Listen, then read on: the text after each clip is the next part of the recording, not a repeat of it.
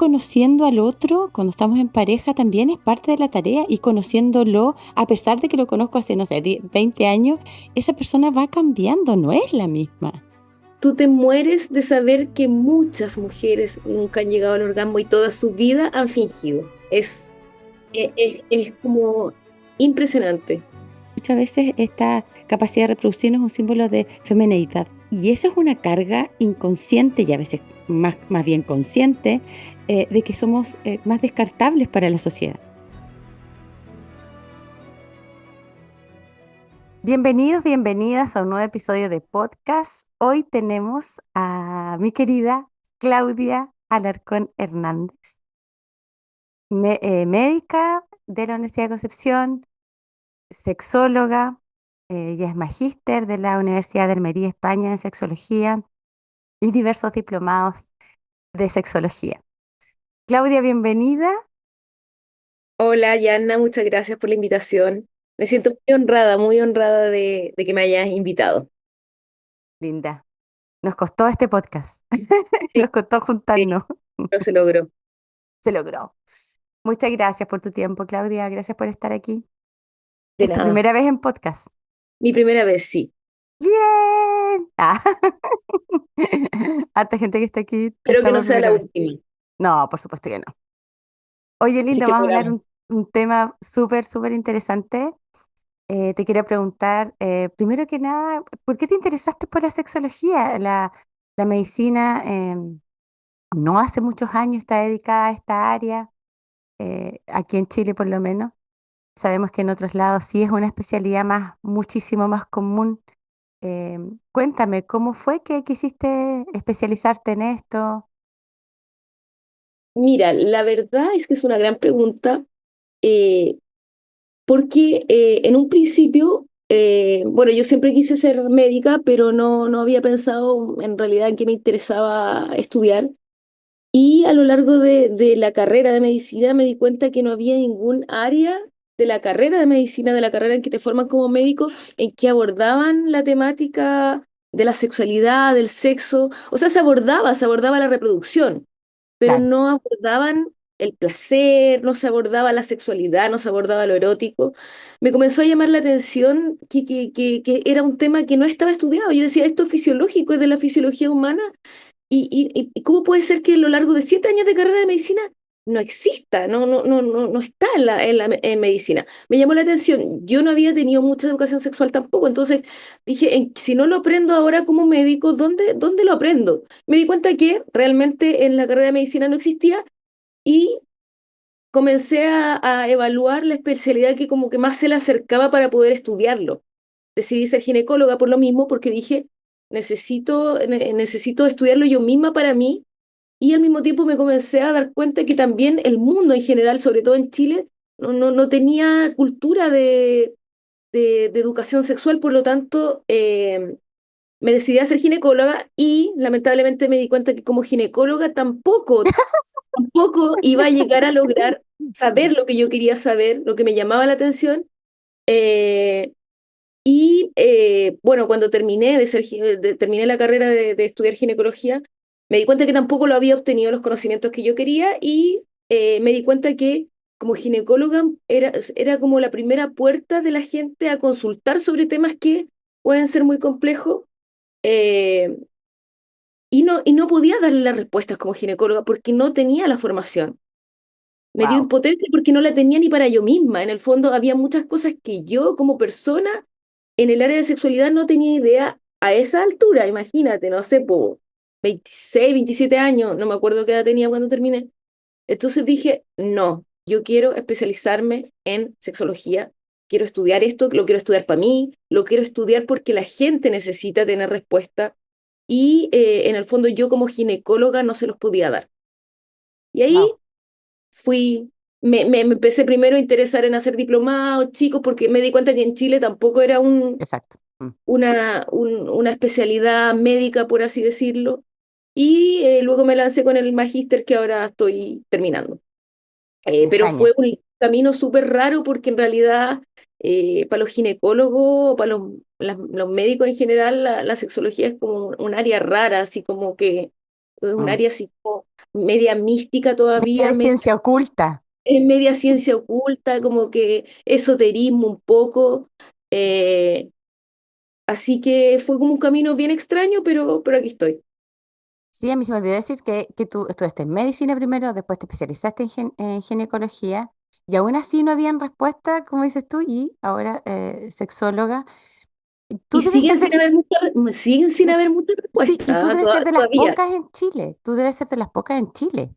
Yo creo que Sí, no son hay muchos. como psicólogos también Sí, que están formados, que tengo compañeros en Santiago, hay psicólogos, pero ginecóloga, en realidad no lo sé, desconozco si hay alguien más.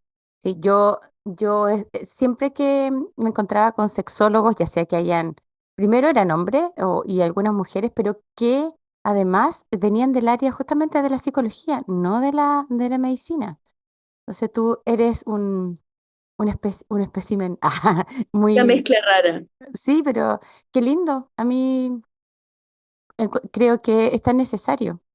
Nosotras las mujeres, además que yo creo que el público que a ti te consulta son casi 100% mujeres y ahora con sexología pareja, eh, Sí, sí, pero igual he atendido hombres solo. ya, en sexología, Sí, sí, pero como comencé recién, un par de hombres solo. ya. Yo creo que esto podría ampliarse, ¿no? Que pudieran más gente consultar y que como lo hemos conversado otras veces, nosotras dos, que claro que el deseo y la sexualidad, por supuesto que tienen un componente psicológico súper importante, grande. También hay una base biológica que es relevante, que también hay que observar, mirar, descartar en algunos momentos. Sí, claro,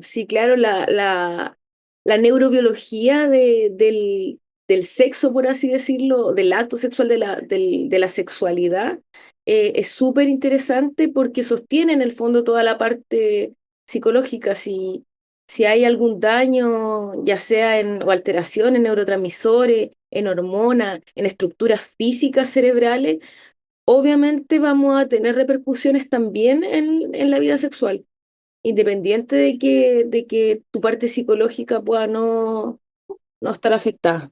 Claro. Yo te quería preguntar que hablemos un poco de deseo sexual femenino. Hay yo recibo como consulta respecto de deseo, de falta de deseo en general en las mujeres. Y quería preguntarte qué hay para ti respecto al deseo sexual femenino, cómo lo entiendes tú, cómo lo trabajas, cuáles son algunos mitos también asociados al deseo sexual. Mira, esa pregunta es muy interesante porque de hecho, bueno, dentro de las estadísticas mías personales, creo que uno de los motivos de consulta más frecuentes. Eh, pero al mismo tiempo creo que el más complejo de indagar. Sí, Tiene mucha arista, el deseo sexual femenino también ha sido parte de muchos mitos. Creo que uno de los principales mitos fue creer o sentir que nosotros tenemos el mismo tipo de deseo sexual que los hombres, por ejemplo. me Eh, encanta. Mm. el tipo de, en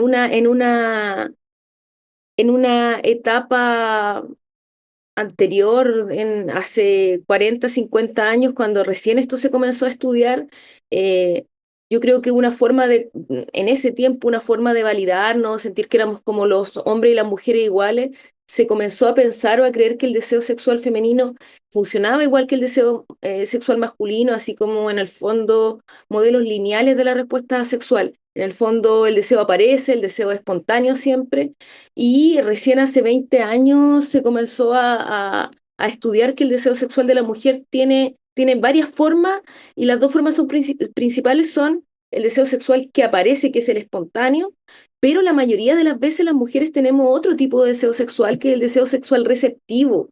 Y ese deseo sexual es súper interesante porque las mujeres a veces no lo reconocemos como deseo. No, Claro, pensamos que no es deseo, o pensamos que no es desear el no tener ganas inicialmente y después, en base a estímulo, eh, tener deseo sexual. Las mujeres comenzamos a creer en algún punto de que teníamos que funcionar igual mentalmente que los hombres, y que el deseo iba a nacer y que tenía que ser espontáneo y que tiene que ser todos los días, o que tiene que, que ser en forma permanente, pero las mujeres somos cíclicas. Las mujeres Me somos encanta. cíclicas Mm, hormonalmente, somos cíclicas cerebralmente, entonces nuestro deseo sexual no funciona igual. Muchas veces las dudas referentes al deseo vienen dadas porque creemos que tenemos que desear igual que los hombres. Muchas mujeres me dicen, no, es que mi esposo tiene deseo todos los días y yo tengo deseos una vez al mes. Claro, es muy probable exacto. porque obviamente que el deseo se ve influenciado por las hormonas, como tú bien dijiste, y nosotros ovulamos una vez al mes. Entonces es el pic más alto en que más tenemos deseo y probablemente a lo largo del mes vamos a tener deseo, a lo mejor menos, a lo mejor de una forma distinta, a lo mejor nuestro deseo va a ser mucho más receptivo. Puede ser que yo no tenga deseo inicialmente y después lo tenga por algo, algún gesto que tuvo mi pareja, por algo que me tincó, por algo que despertó algo en mí, por algún gesto que eroticé, por lo que sea, pero casi siempre después viene el deseo sexual que es receptivo, que, no, que es reactivo a estímulo y que no es espontáneo. Entonces, muchas veces aclarando solamente dudas con respecto al deseo, las personas se quedan tranquilas porque dicen, oye, Claro, yo no tengo un problema. No significa que yo esté mal que él tenga deseos todos los días y yo tenga solamente una vez al mes. En el fondo, normalizar también que no vamos a tener siempre deseo, que en las mujeres también pasamos por muchos ciclos vitales que eh, la mayoría de las veces la mujer tiene mucha más responsabilidad social, por ejemplo, el tener un sí. hijo, Mm, la sexualidad post un hijo o posterior al primer hijo, obviamente que no va a ser igual, obviamente que el deseo sexual va a disminuir mucho, primero porque las hormonas cambian después del parto, porque bajan los niveles estrogénicos, va a bajar el deseo sexual y, eh, y es como algo medio inevitable en el fondo. O sea, yo no quiero decir, oye, conformémonos con no tener deseo sexual, pero en el fondo hay etapas en que estoy dedicada a la crianza de un hijo que recién nació, estoy pensando en otras cosas, mi estrógeno está por el suelo, probablemente voy a tener el deseo bajo y es así. En el fondo, claro. aprender que hay etapas de la vida en que el deseo sexual no va a ser como lo tenía a los 15 años, aprender que van a haber otras etapas que sí a lo mejor voy a tener más deseo sexual. Claro. Muchas veces se va solucionando todo esto con conversar y Información. claro, con entender. Y ahí es súper importante como la educación. Por ejemplo, esto que tú acabas de decir, que yo estudiando y leyendo también lo sé hace muy poco, esto del deseo que es como activo, como o proactivo, que va, que inicia, que busca relación sexual, versus este deseo más receptivo. ¿Puedes ahondar un poquito más ahí? Porque yo creo que esto que acabas de decir es central, que hay mujeres que no solo se comparan con los hombres, sino que con un ideal, incluso social, de lo que debiera ser la sexualidad, de que uno debiera buscar, estar y que a la persona, que esto yo sé que pasa en los primeros, ¿cierto? Generalmente en los primeros meses quizás de una relación, que el otro casi como que abre la puerta, vamos a hablar bien heteronormado, pero abre la puerta y ¡ta! Hay que saltarle encima, ¿cachai? Que eso como que, Claro, eso como también como de película porno, ¿cachai? Que es como que el repartidor de pizza, uno abre la puerta, llega a la pizza y la otra salta encima del repartidor. claro, ¿Cachai? claro. Que, Ahora, como muchas veces, diferenciar estos claro, dos tipos de deseo que si los puedes volver a decir, porque creo que es claro, súper importante.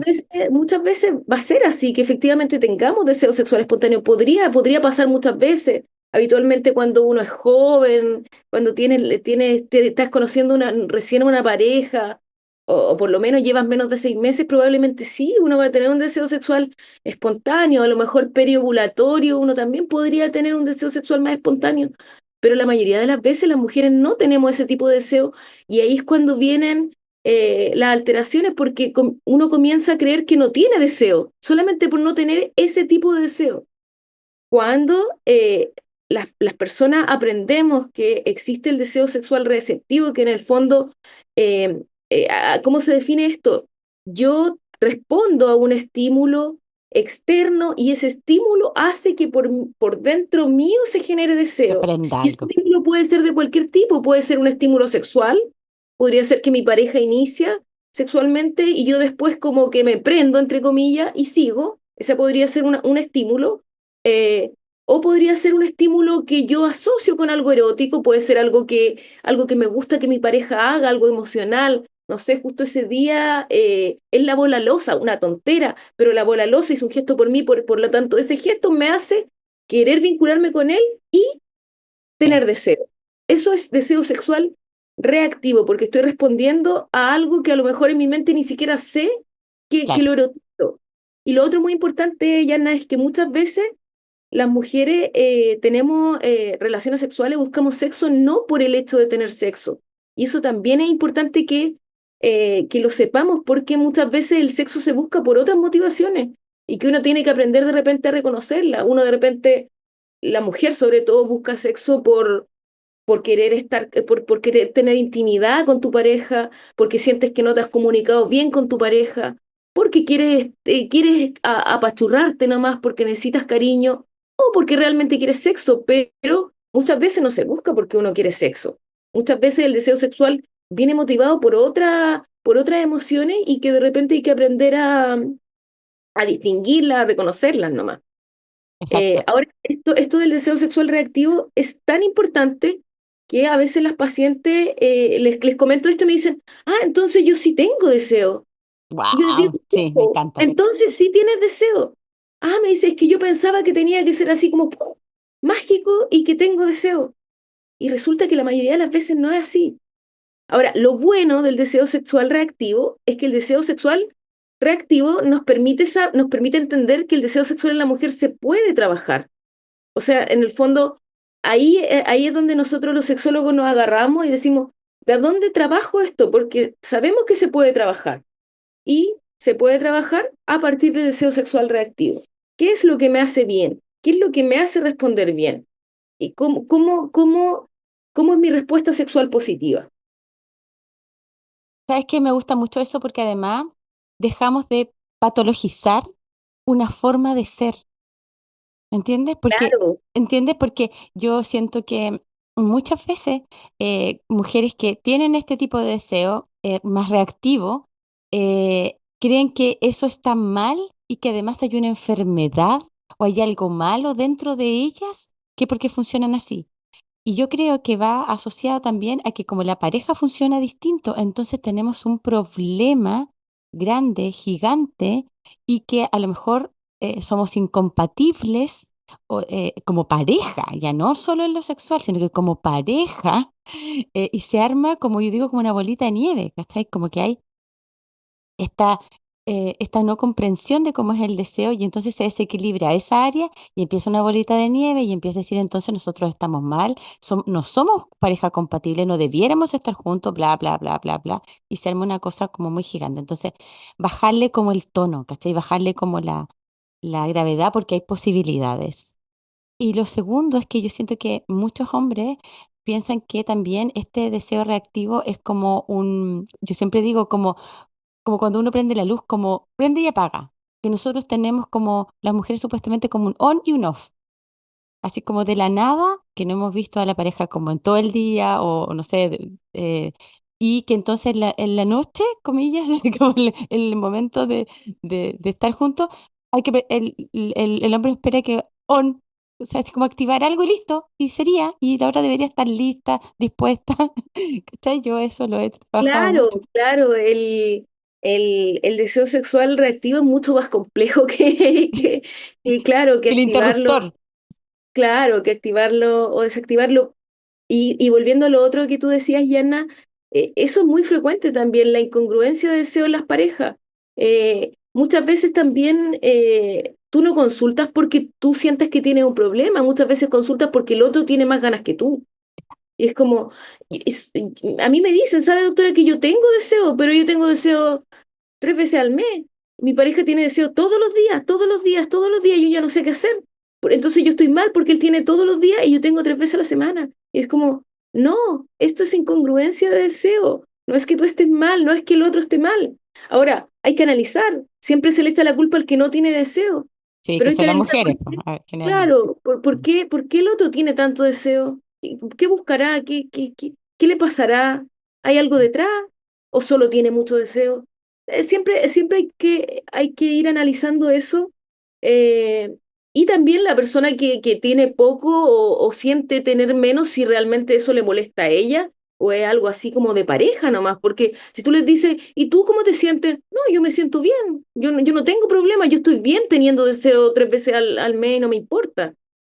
En el fondo el problema se da cuando está la incongruencia de deseo.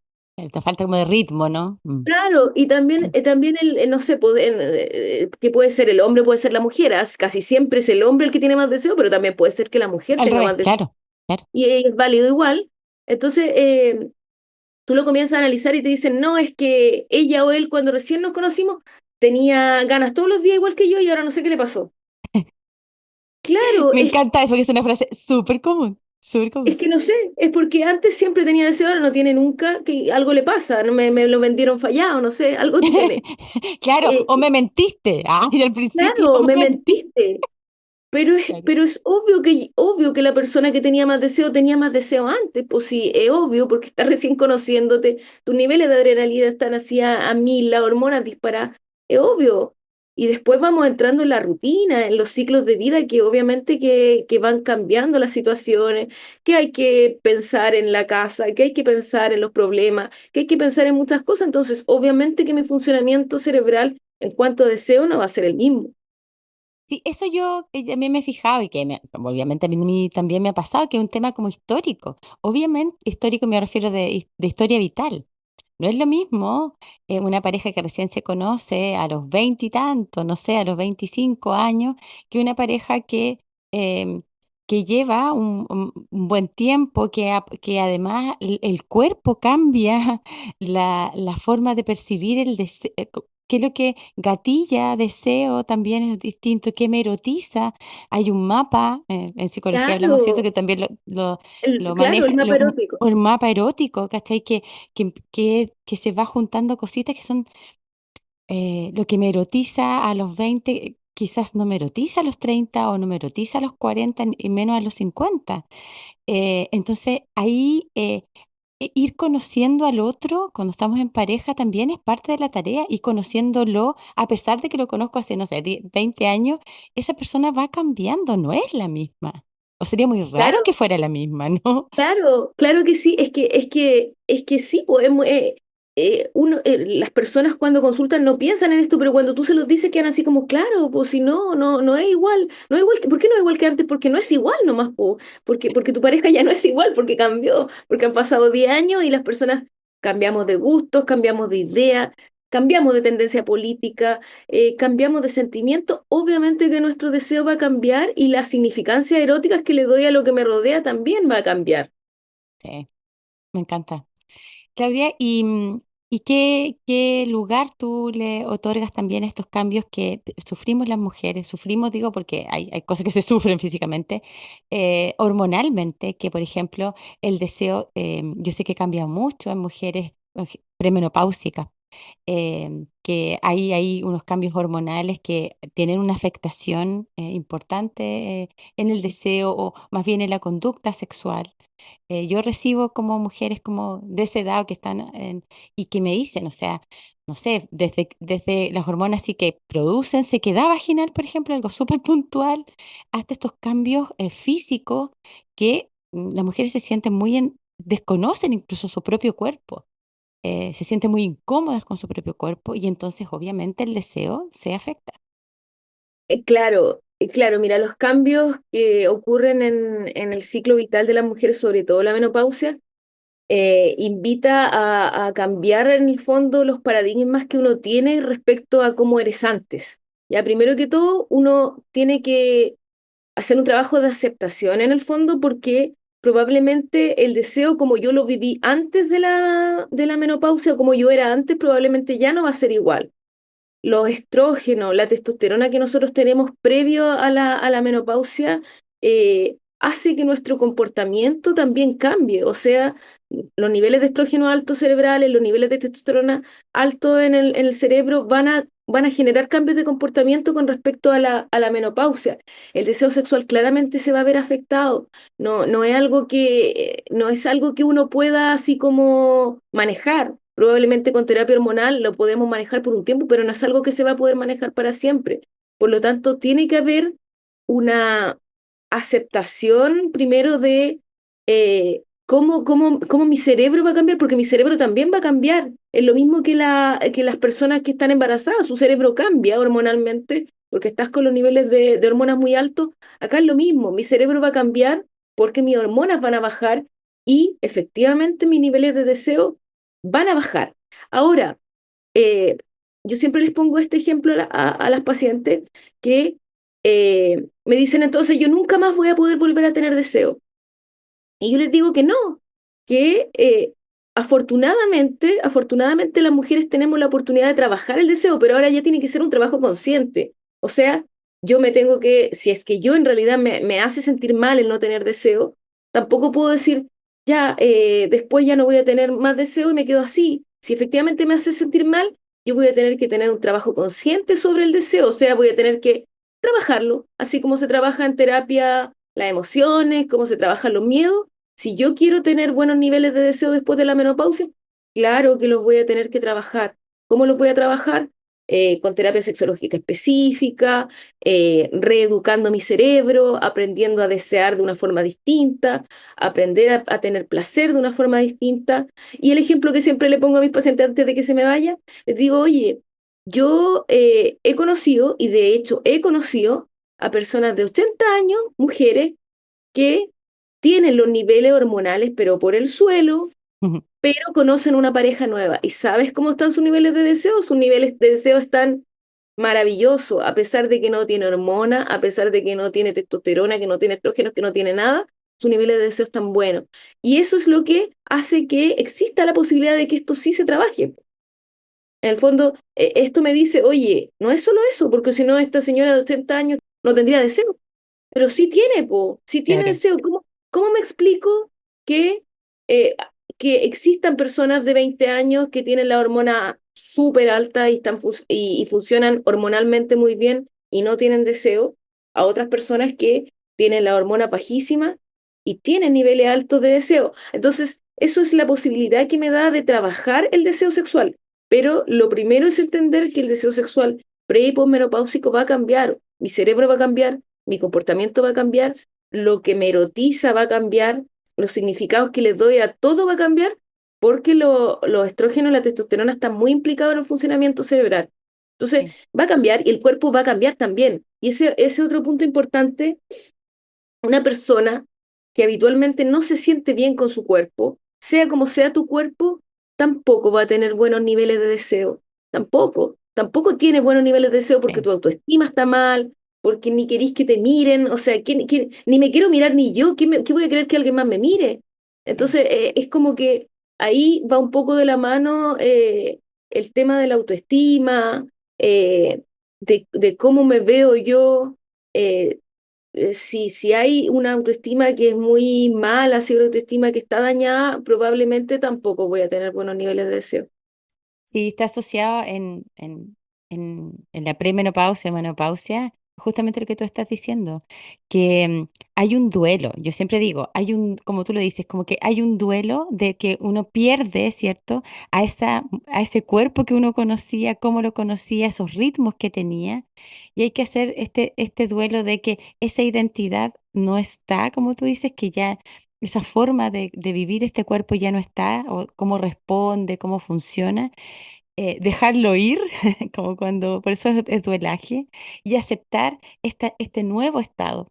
Y desde esa aceptación se puede trabajar autoestima, autoconcepto eh, y otras áreas que hacen que entonces, a partir de lo que tengo, de lo que soy ahora, puedo hacer mucho.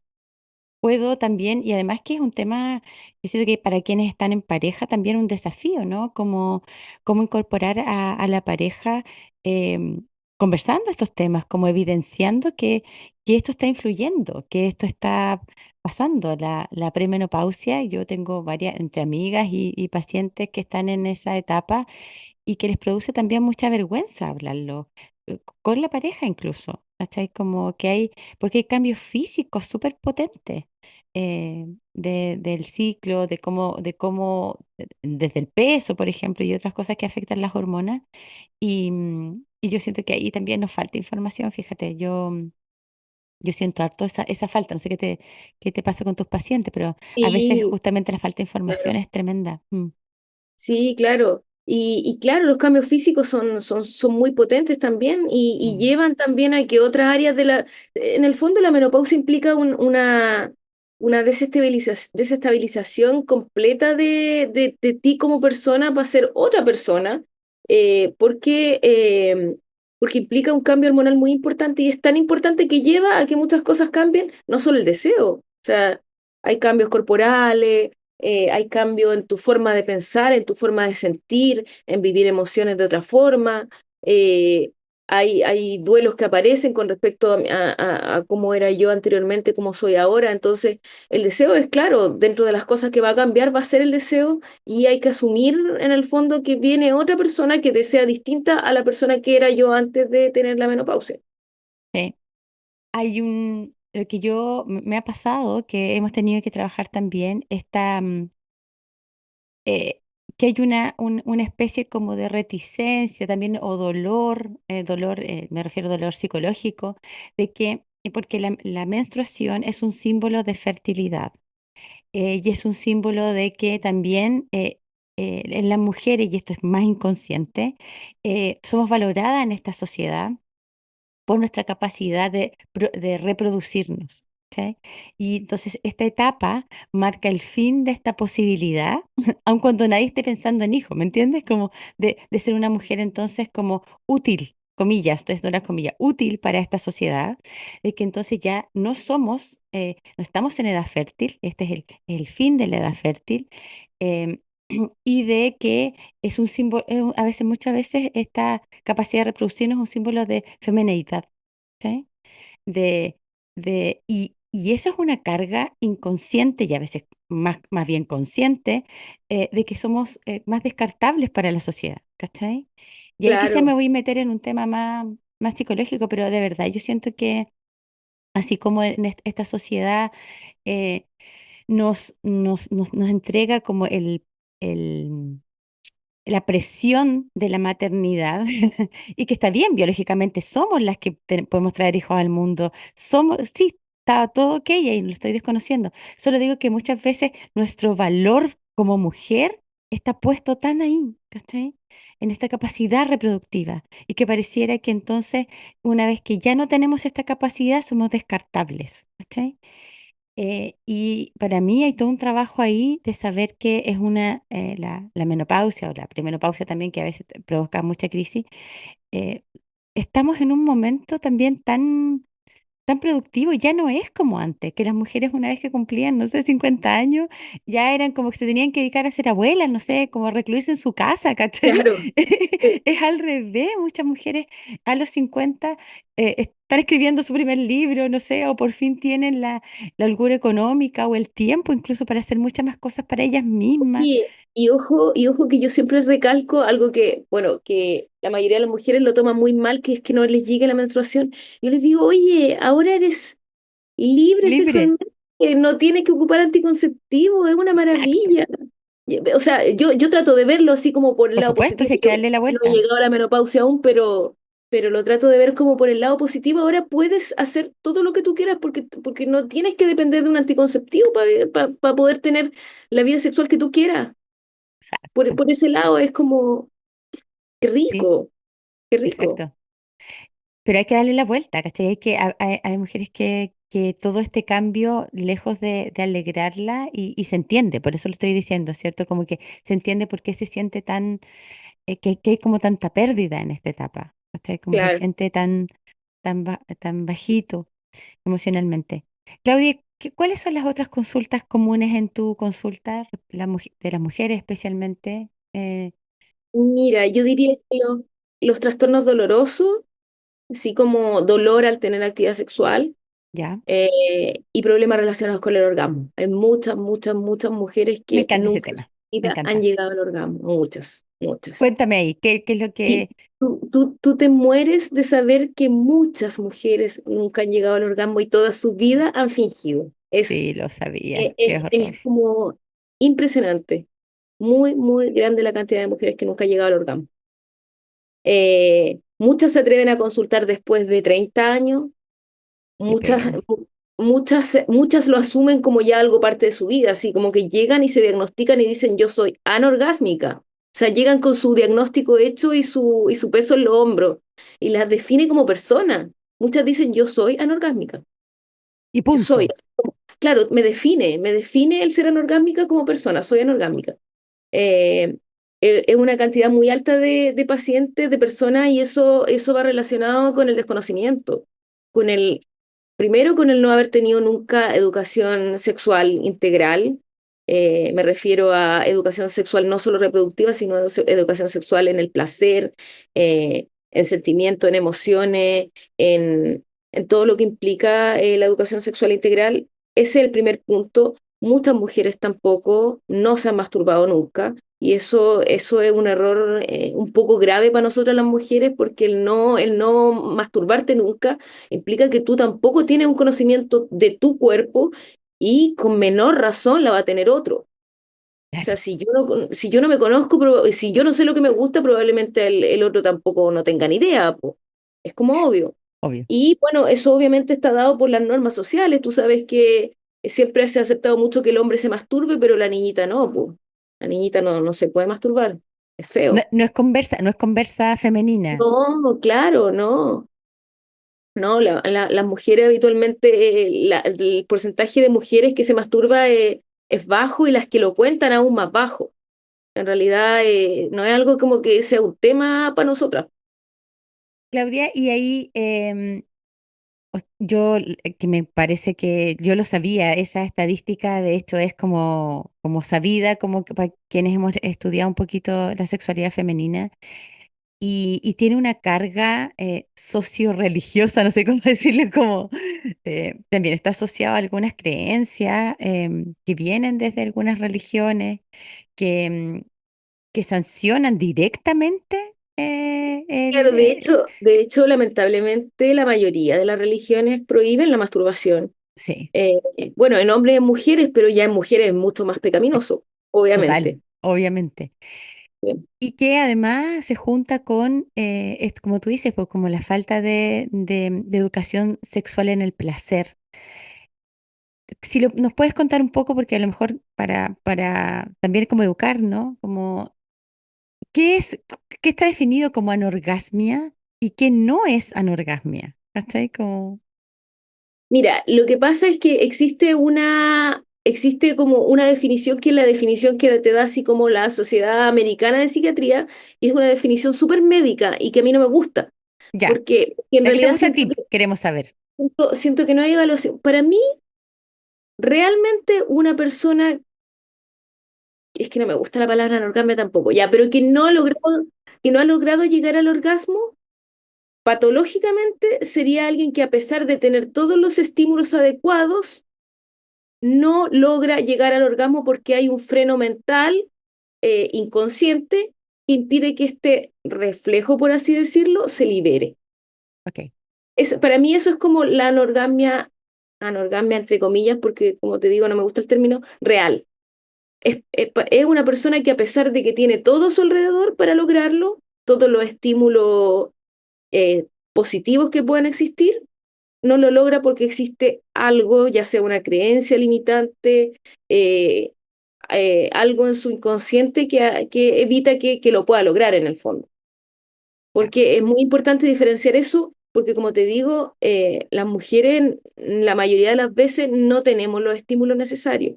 Es que a eso voy, que se definen como anorgásmica, pero primero nunca se han masturbado, primero nunca a lo mejor han tenido una pareja con la que hayan podido compartir esta, comillas, dificultad, y además nunca han explorado para sí misma en la fantasía, en su cuerpo para decir, sí, esto soy, ¿cierto? Claro, Y claro. además que es una definición transitoria, que perfectamente no es no es una declaración de muerte. Generalmente uno puede no sentir orgasmo con una pareja, por ejemplo, pero con otra sí. Sí, claro. ¿Cierto? Como que es importante como explicitarlo. Cuéntame Claro, cómo lo ves tú. es muy frecuente eso de sentir orgasmo con una pareja y con la otra no. Siempre es una consulta de hecho frecuente. Con él no me pasa, pero con la pareja anterior sí me pasa. O sea, qué raro, Pero que puede entonces estar. no eres anorgásmica, po. Claro, claro. O tener orgasmo solo con la masturbación y no con la pareja, también es algo bien frecuente. Entonces tampoco eran orgásmicas. Y muchas veces también pasa que los estímulos que existen no son lo suficiente. Hay personas que Da podemos ejemplo tener nomás para que lo que dejemos claro. claro, hay personas que podemos tener un nivel para alcanzar el orgasmo mucho más alto, significa que necesito más juego previo, necesito estar mucho mejor con mi pareja, necesito tener un vínculo emocional súper estable y ahí recién logro el orgasmo, puede ser. O puede ser que otras personas con muy poquito tengan orgasmo. O sea, en el fondo, los niveles que necesitamos para alcanzar el orgasmo pueden no ser los mismos y pueden no ser los mismos con una pareja o con otra, o puede ser distinto también. En el fondo, no es que esta persona se mueve igual y hace lo mismo que mi pareja anterior, pero no me produce el orgasmo. Es que puede ser que eso vaya cambiando, porque también el orgasmo es cerebral, es emociones, es sentimiento, es placer. Entonces, no lo puedo tratar como un reflejo común y corriente. Lo tengo que tratar como un reflejo erótico, que tiene mucho contexto en el fondo. ¿Cómo lo estoy viviendo? ¿Cómo lo estoy sintiendo? ¿Cómo está mi vida en este momento? ¿Cómo libero en el fondo? ¿Cómo libero esto? ¿Lo libero como un orgasmo o me voy para adentro y no lo libero? Es multifactorial y además que otra vez, lo mismo que el deseo, puede ir cambiando, va variando lo que a mí me estimula, lo que yo necesito de mi pareja y además que hay mitos también respecto al orgasmo. Esta, esta visión a veces de pareja, que a veces la tiene la pareja, los dos, digamos, que es que tiene que ser, por ejemplo, simultáneo, que tiene que ser siempre en todas las relaciones sexuales. No sé qué, Claro. qué mitos hay ahí que tú has... Sí, sí, bueno, sí, pues esos son los principales que claro, que tiene que ser simultáneo, eh, que claro, que siempre tienes que tener un orgasmo. O sea, en el fondo son ideas totalmente como irracionales y después tú las analizas bien porque no hay nada que te diga que tienes que tener un orgasmo todas las veces que tienes relaciones sexuales. Y hay muchas veces que también uno siente mucha satisfacción después de haber tenido actividad sexual sin haber llegado al orgasmo. Y eso también puede ser, o sea, puede ser que yo me sienta muy plena, me sienta excelente después de haber tenido una relación sexual, pero no logré el orgasmo. El orgasmo tampoco es, en el fondo, el orgasmo no es el fin no es el único fin de la relación sexual. Y eso también hay que aprenderlo, ¿no? Yo no tengo relaciones sexuales para tener un orgasmo. O sea, yo no voy a tener sexo porque quiero tener un orgasmo. Yo voy a tener sexo porque quiero tener sexo, porque quiero disfrutar del proceso, porque quiero vincularme mejor con mi pareja, porque quiero vivir otras cosas, pero no voy directo al orgasmo. O sea, no es en el fondo el fin que uno debería buscar. Sí, y ahí hay diferencias, yo creo, de género también, porque yo eso es lo que he percibido. Hay mujeres que, como tú dices, la intención o lo que las motiva a vincularse sexualmente está mucho más presente la conexión, la intimidad, la contención incluso a veces.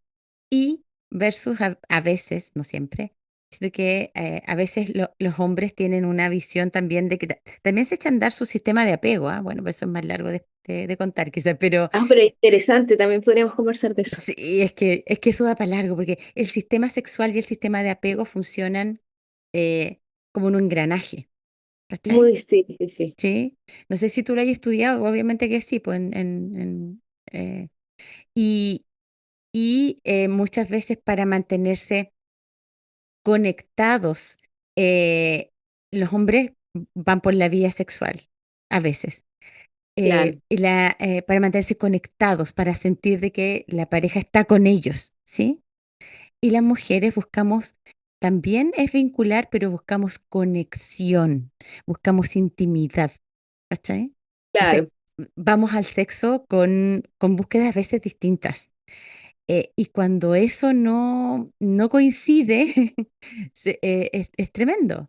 Es tremendo porque las mujeres dicen, ¿cómo yo quiero tener sexo, pero más que me guste la relación sexual, yo lo he tenido en consulta, quiero el post, quiero el acurrucarse, quiero el sentir que está conmigo, quiero sentir de que está conectado conmigo, ¿sí? Y claro. para los hombres es va desde más, y que lo han verbalizado, más desde el poseer, que no está mal, no estoy diciendo que esté mal, sino que Son sistemas distintos son nomás. sistemas distintos, ¿sí? ¿Cómo lo has visto tú? ¿Cómo lo ves tú ahí? Como, Sí, en el fondo las motivaciones para tener sexo pueden ser muchas. Como tú bien decías, los hombres habitualmente buscan sexo por esto de la conexión, porque a veces tampoco tienen como, no saben otras formas de como de acercamiento, en el fondo no las conocen. Su forma de educación eh, de vida o su forma de vida no conoce de otro aspecto. En el fondo, la forma de acercarse es teniendo sexo y la forma de como de decir yo estoy contigo es teniendo sexo.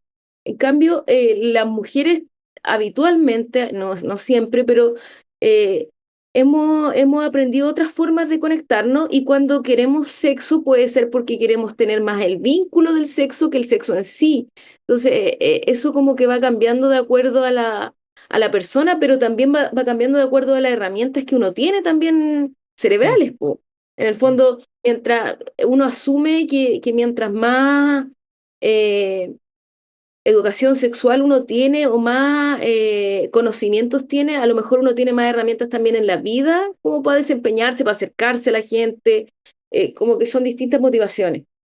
Y tiene que ver eso que dijiste tú, porque las mujeres tenemos a veces también otras vías, eh, otras habilidades y autoconocimiento, y entonces con nuestra pareja podemos conectar en una conversación en términos emocionales, podemos conectar y hablar de lo que nos pasa, justamente porque tenemos más capacidad muchas veces de expresión emocional. Y los hombres cuando no tienen eso, la vía del sexo pareciera la única para sentirse conectados, para poder mostrar cercanía. Ahora con respecto a eso, pensando en en lo que estábamos conversando, Yana, también pasa mucho que, bueno, para el hombre también esto del sexo es un tema, bueno, es otro temazo, ¿ah? Porque al hombre también se le dan muchas responsabilidades como hombre que tiene que tener en el sexo. Por ejemplo, esto mismo que estamos diciendo, no es que el hombre quiere casi siempre o quiere siempre. Y resulta que hay muchos hombres que no quieren siempre y dicen, pucha, ¿por qué todos mis amigos quieren siempre y yo no quiero siempre? Entonces al hombre también, bueno, es un tema Es así una como carga, es una carga, es una es una carga, carga, el hombre también sí. tiene una carga muy importante con respecto al sexo, a tener siempre deseo, cosa que tampoco es real, y que los hombres tengan así siempre deseo sexual, o también en el tomar la iniciativa siempre, po. El hombre dice, no, es que yo soy siempre el que la busco y ella nunca hace nada. También ellos tienen como esa responsabilidad de que yo siempre tengo que iniciar, como que el peso del sexo está en el hombre, muchas Mm, veces, sí, muchas veces. exactamente. Ahora, y si Pero ese es un comprendiéramos, tema totalmente aparte. sí, pero ¿sabéis qué? Que es parte de es que hay tanto mito también. Claro, pero si él comprendiera a lo mejor que las mujeres somos más receptivas, por ejemplo, él sabría que a lo mejor la conversa va ahí, po, de cómo nos funciona a nosotros. Y eso me salta un tema que, que es una pregunta, ahora me acordé, bien recurrente, ¿qué es normal? Y yo siempre digo, en el área de pareja y especialmente en el área sexual, no hay normalidad posible. No hay estadística que te avale. ¿Es normal tener sexo una vez al mes? Sí. ¿Es normal tener sexo 30 veces al mes? Sí, también. Es como no existe. Porque Y de cada... hecho esa es la pregunta más buscada, de una de Sí, las más buscadas en Google, así, no te ¿cuántas creo. veces es normal tener sexo a la semana? Es como que eso es una pregunta súper Hay recurrente. recurrente, hay un sexólogo que es el Rodrigo Jarpa, bueno, que yo lo escucho en un podcast que es de humor, que él mete ahí un poco de estadística y todo, pero que siempre dice que también él recibe esa pregunta y que es que dice, no, primero dice que justamente muchas veces incluso los hombres mienten harto. ¿Cachai? Como respecto del sexo con su pareja. Entonces, si los amigos se ponen a decir, seguro que la gente va a decir mucho más del sexo que tiene, ¿cachai? Como que en realidad Claro, eh, em, sí, totalmente. La Happy Jane, tú la cachai, Sí, la Happy Jane, que es la dueña de uno de los primeros sex shop de Chile. La Happy Jane dice, es mentira, ¿cachai? Es mentira. La gente socialmente, y especialmente los hombres, cuentan maravillas de lo que les pasa en el área sexual y de todas las veces que lo hacen. Y dice, cuando no es cierto, ¿cachai? La gente tiene mucho menos sexo de lo que dice y incluso menos satisfactorio de lo que dice, ¿cachai? Sí, es Eh, verdad. y que mi reflexión como importante, lo que yo quería, a lo que iba, es que las mujeres también sientan que lo que ellas sienten y cómo lo sienten es suficiente, que en esta área, más que en otra, es muy complejo y muy destructivo andarse comparando, que lo más importante es su satisfacción de pareja y con la pareja que están, ni siquiera comparándolo con parejas que han tenido, como ellas han sido, o como la amiga dice, o como el amigo dice, que la pareja es la que importa, esta que está ahora y cómo está ahora. Porque si andamos buscando una normalidad, especialmente en esta área, desde mi punto de vista, no la van a encontrar. Por eso, por eso mismo no me gustan las definiciones de Sí, patologías, porque, exacto. porque te hacen decir que algo es normal y algo está normal y de repente no existe, po. No existe en el sexo lo normal o no normal. Existe lo consensuado, lo no consensuado, existe, Lo ex- satisfactorio, no satisfactorio para ti. claro, Mm, claro, pero son todos acuerdos que son de pareja nomás. exacto, exacto.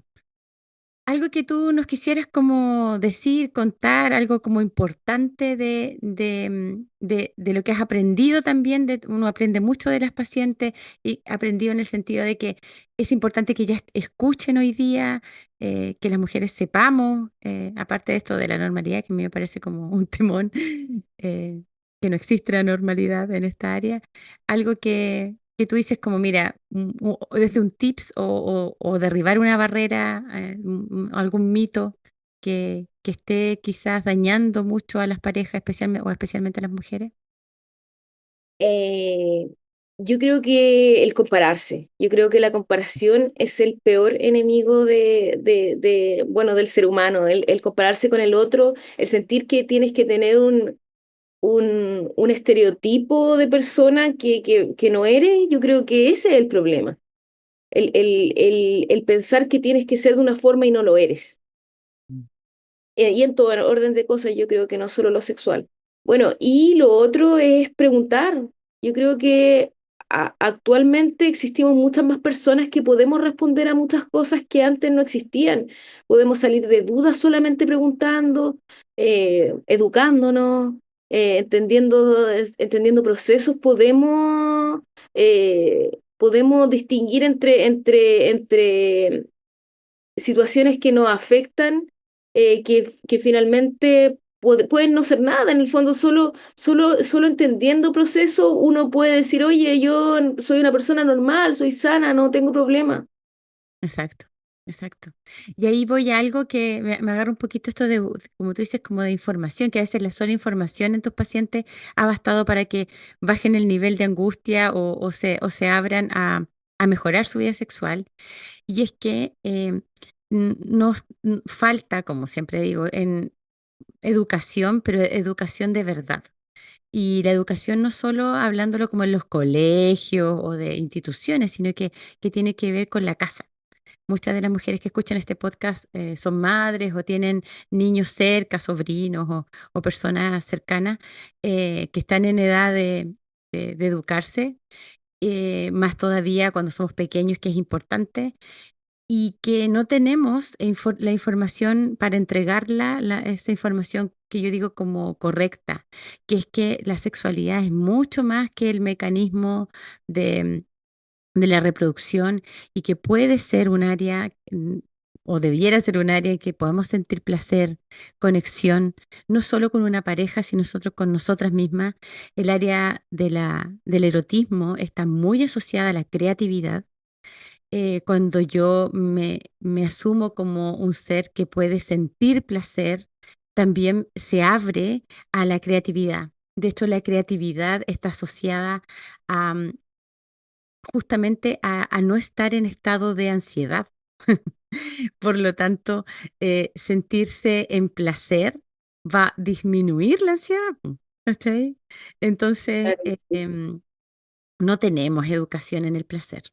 No tenemos. No, O No, sea, la educación, bueno, qué decir la educación del colegio, que es muy biológica, pero yo creo que aquí es tema casa, digamos, tema padres o círculos cercanos, que a veces pueden ser, no ser los padres, pero esos otros círculos desde que, como tú lo que nombraste, pues de no penalizar o, em, ¿cómo se puede decir? No sé si la palabra es penalizar, pero que la masturbación no sea un mito o algo malo que a lo que tienen acceso, comienzan a tener acceso los adolescentes, los preadolescentes, hasta poder hablar. Muchas mujeres no tienen ningún círculo, ni de amigas, ni de padres, ni de nadie con quien hablar algunas problemáticas sexuales. Y eso también es falta de educación sexual, claro, pero no yo poder creo hablarlo. probablemente que como país nos falta.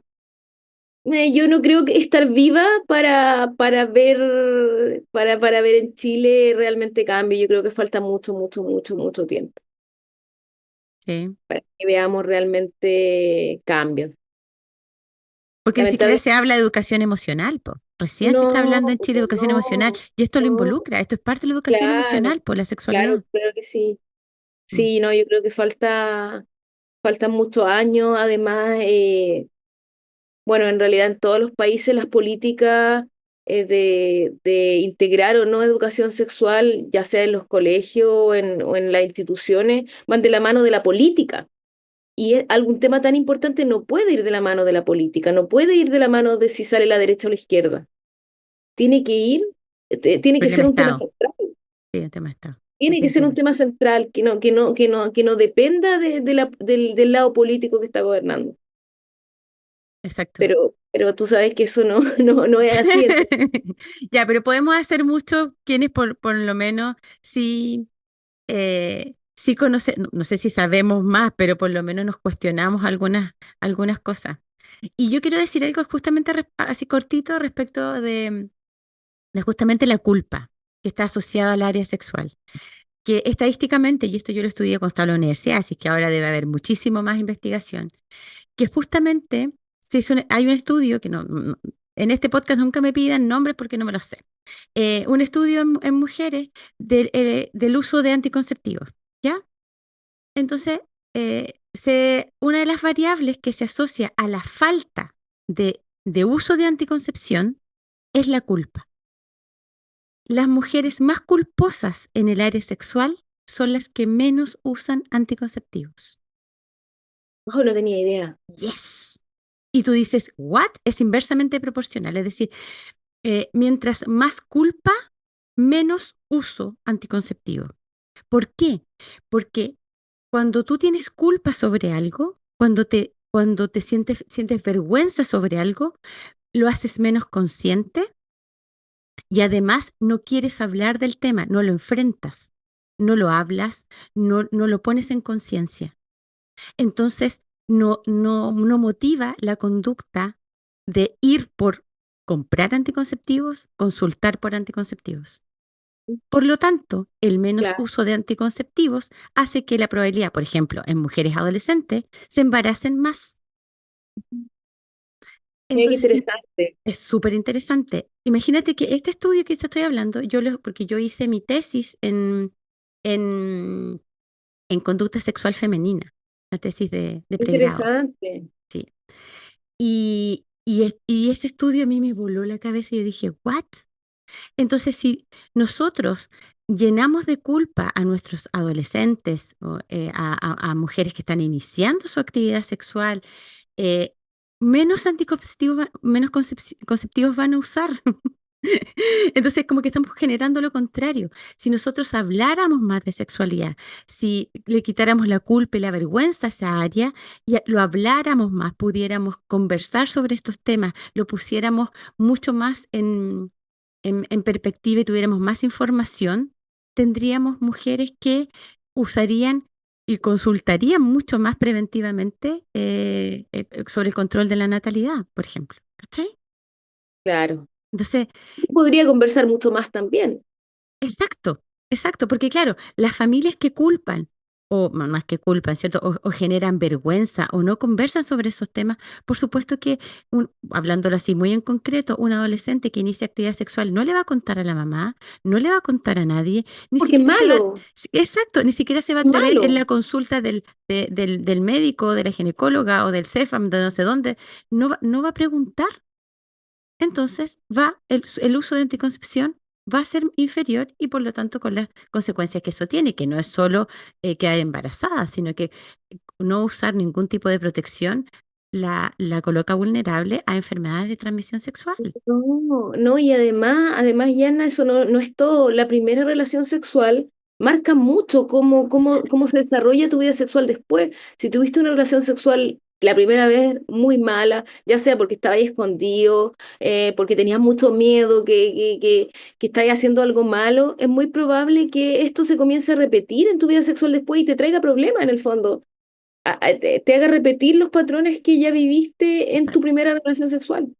No, Marca, es un hecho que marca. Entonces, yo siempre, afortunadamente ahora hay muchas más mamás que llevan a su hija a la consulta cuando son muy chiquititas y no las llevan para que yo le hable de anticonceptivo. Las llevan para que yo le hable de la primera relación sexual, de si tienen dudas, si, cómo se van a sentir, qué pueden sentir, y qué emociones van a tener físicamente también. Entonces, es como mucho, es un aporte súper grande de esas mamás a su hija porque la hacen eh, tener conocimiento y sobre ser un área que, protagonistas de ese claro, evento, como de ¿cachai? un área que Sí, a lo mejor para ellas les complica hablarlo, porque puede ser que igual te complique hablar de sexo con tu hijo si no es un tema por fácil, supuesto, si estamos no es un tema educadas fácil. en el secretismo de eso, po.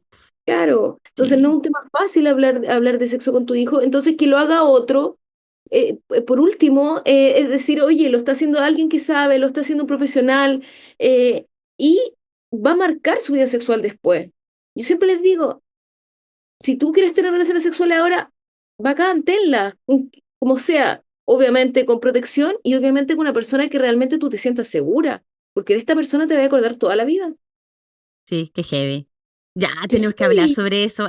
¡Qué heavy! Si uno A se mí me acuerda de la interesa. primera persona con la que tuvo relaciones sexuales, uno se Sí, acuerda mm, y te sí, acuerdas para siempre. sí, y es ¿Y marcador. cómo fue también, po? ¿Y cómo fue? ¿Cómo te Sí, sentiste? sí. Vamos a hablar de las primeras veces. Sí, entretenido, entretenido. Entretenido. Claudia, muchas gracias.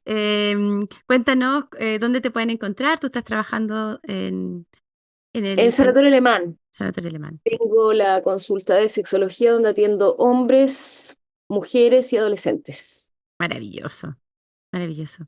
¿Y te encuentran Sí, en la página del sanatorio? ¿O, sí, en la página del sanatorio. o es Ahí preferible que pueden- llamen? Parece que era más fluido que Sí, llamaran. tienen que Sí, llamar. Tienen sí, que sí. llamar al call center y ahí tienen que pedir hora como sexología. Perfecto. Que soy la única, así que no hay forma de perderse. Ah, Linda, muchas gracias por tu tiempo y seguro que No, gracias está, a ti por la invitación. sí, a ti, Linda, porque sé que también estás muy ocupada, así que, bueno, pero nos resultó, es Pero lo importante, logramos, lo lo logramos. logramos. Muchas gracias y yo creo que vamos a tener una segunda parte, de todas maneras. Sí, está muy entretenido, así Está que bien sí. entretenido. Besote, Linda. Gracias, amiga. Ya, Besote. hablamos. Chao, chao. Muchas gracias por llegar hasta acá, por escuchar hasta el final este episodio. Está muy interesante. Espero poder tener a Claudia nuevamente con nosotros para seguir hablando sobre sexualidad femenina. Me parece un tema muy interesante. A mí me apasiona también mucho y nos sirve a todas. Comparte este episodio, evalúalo y coloca la campanita para que no te pierdas de ningún episodio nuevo. Aprovecho de agradecer a personas que han dejado sus comentarios, que me han dado también su feedback personalmente o también por alguna otra red social. Les agradezco mucho. Ha sido una aventura preciosa estar en este podcast, no tan solo por hacerlo y lograr hacerlo, sino que también porque han habido tantos temas interesantes. He podido conectar también con tantas otras terapeutas, colegas, también psicólogas y otras profesionales que están haciendo tantas cosas bellas y que nos nutren tanto a nosotras y a todos. Les mando un abrazo y contarles también que pronto se van a abrir las puertas de mi programa de liderazgo de alta frecuencia. Ya estamos con un primer programa y está precioso. Y las chicas que están conmigo en este programa, que va a durar hasta fines de julio, les mando un abrazo y un beso especial. Nos estamos escuchando.